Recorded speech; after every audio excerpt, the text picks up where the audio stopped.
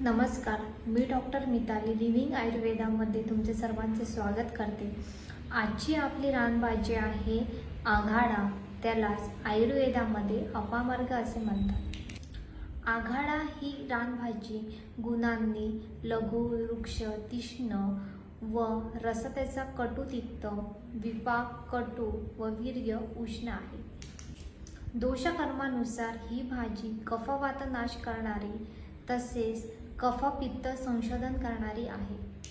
ही भाजी शोथहर, वेदनास्थापन, लेखन, त्वचा रोगांवरती विषग्न व व्रणशोधक आहे।